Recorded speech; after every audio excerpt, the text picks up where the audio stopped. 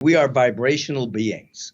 And through spiritual practice, through gratitude, through kindness, through generosity, all of these particular attributes of the spirit, that vibration is radiating, and the universal presence through universal law matches that vibration. And as you say, you're like stepping on an automatic door. You know, when you go to a supermarket and you step in front of that particular sensor, the door just opens. That becomes your frequency and your vibration. As you've indicated, whether it's going into your hotel room, the door automatically opens because there's a vibrational match from the universal presence through its sacred laws, and doors open. And you don't have to know how. We don't have to know how that door is opening. The electrician knows. Those that put that together know.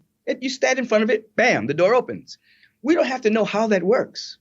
We just have to make sure our vibration is high enough so that the door opens everywhere we go. And then we say, oh my God, that was a coincidence that I met that person at that time, which is the right person that I needed to meet at that particular time for my particular project. Or that was so serendipitous for me to walk into that room and see that individual that I needed to see, or whatever the case may be. No, your vibration was matched by the law, and it had to happen. There could be no other way. It had to happen because you were in alignment with the fundamental harmony of the universe, which is always broadcasting its energy everywhere. But as you indicated, are we receiving that broadcast? Or are we receiving the broadcast of the world of fear and doubt and worry? I love that you use the word harmony in there. We are all in this magnificent symphony. We're in this giant orchestra. We're getting ready to play our own instrument. Let's say that's a violin. And somebody's doing a virtuoso in front of us. And we're not playing yet, but if we paid attention, we would see that our strings are starting to vibrate. Our strings, the music is coming out of our violin, and we haven't even begun to play it. The question is, and speaking for myself, I have twin titanium femurs, twin titanium hips. I'm a dowsing rod. I am vibrating. We are all vibrating. The question is, are you putting on noise-canceling headphones? Or worse, as you're saying, you're putting on headphones of the news, the negative, worthless stimulation, of your social media, of fear, fear, fear. Or are you taking it off and bathing in that harmony, getting in vibration, letting it carry you up, the note up higher and higher, higher still. And then, with all the love that is in your heart, playing your music, your note, your harmony with the world. And that's what we're called to do. We become tuning forks, vibrating at the highest frequency, and then we notice that other individuals start to vibrate at our same frequency, and if they cannot handle it, or if it disturbs them too much, then they may not want to be in our presence at that particular moment, and we end up radiating individuals that are ready to go to that frequency. And so the vibration within us drives people away, or draws people to us, or drive circumstances away, or draw circumstances to us based on the vibrational tuning fork aspect of life. So we take full responsibility for our own vibration. We don't look outside of ourselves for someone else to make us happy. We generate that from within ourselves. And then we go out into the world in it, but not of it. We're of the higher frequency. And vibrationally, we change the world as we become the tuning forks. Not just the tuning forks, we become the clearinghouses for the lower frequencies that become transmuted in our presence. We are that powerful. Woohoo!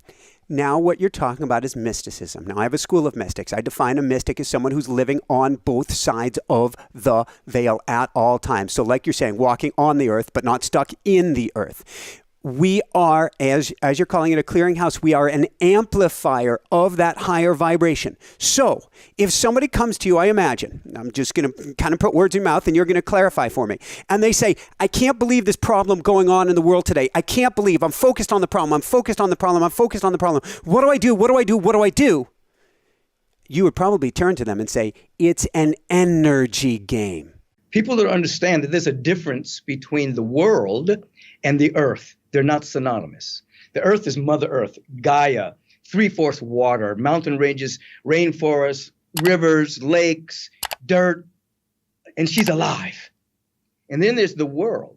The world is the condensation of agreements, of opinions, points of view, thoughts, perceptions, positionalities that people have agreed upon, and then that becomes a worldview and an experience for many people.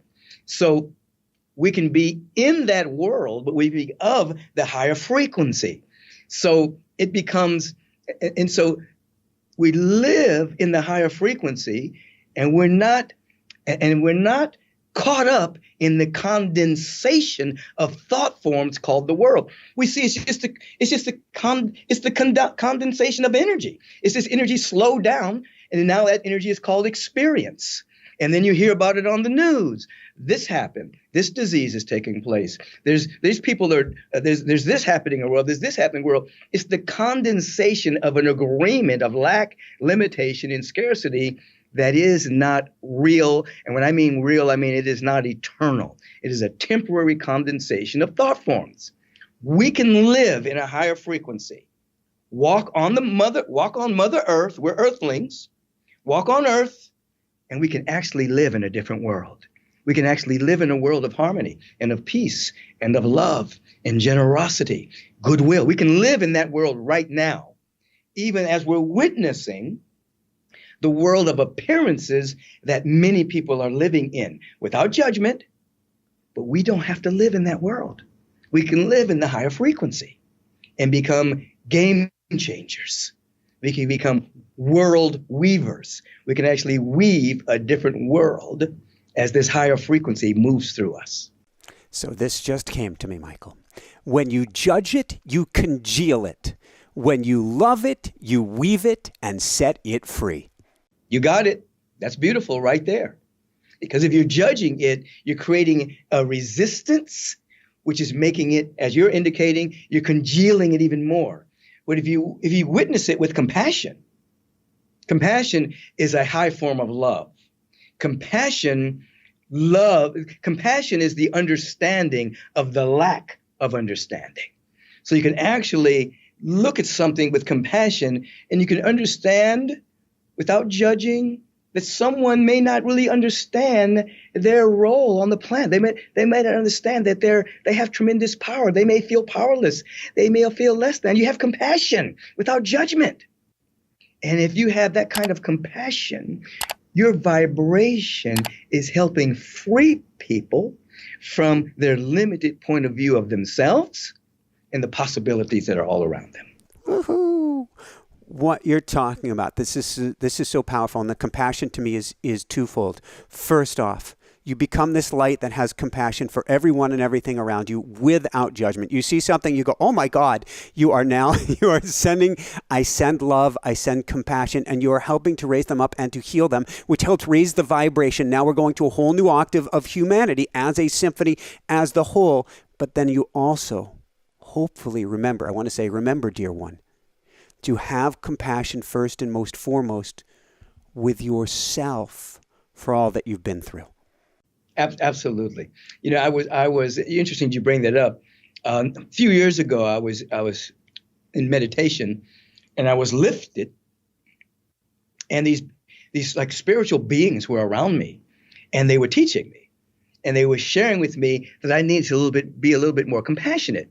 That was a little shocking to me because I kind of hold myself as a compassionate being, and they took me through these 8 boxes, and these different scenarios in my life. And I was looking at these different scenarios. And when I got to the last box, I got it. I could see where I was hard on myself, hypercritical of myself in these particular scenarios in my life. And they went on to say that because I was hard on myself, then I also didn't have the full compassion for others. And something just went off in me and said, oh my God. And then I had this tremendous compassion on Michael in these different scenarios in his life, which birthed more compassion for others. So exactly what you're saying. When we have compassion on ourselves or other versions of ourselves in our human history, then that energy is liberated. for love and kindness and generosity that has been congealed in hypercritical nature. It's liberating. Compassion for ourselves is liberating energy, that we have more energy, more youth. We regenerate, we renew, because the energy is not stagnant in ways that bring us down. The compassion is liberating us to a higher note. And without the compassion, I'm going to speak for myself and my life and my childhood, such criticality in me or critical nature inside of me, that is a flat note that's being played. Now, everybody today, even if we don't realize and remember who we are, we can see and spot so incredibly easy when something is out of vibrational alignment. And so if I'm saying, I'm love, I'm kindness, and inside of me I'm hearing, bum, bum, bum. Someone can catch that. But I like what you said. We can spot that within ourselves. And oftentimes when we look at things that are triggering us in the world, it's actually a vibration with something that we have not healed in our own life. And so we turn the perception instead of out there, we turn it in here. We observe it and witness it without judgment. And then if we witness it without judgment, with the intention to grow, intention to unfold, then that stagnant, coagulated energy speeds up and goes to a higher frequency. And we are now participating in our own self-healing. But it begins with non-judgmental awareness and an intention to become the next great vision and version of ourselves, not judging anyone else.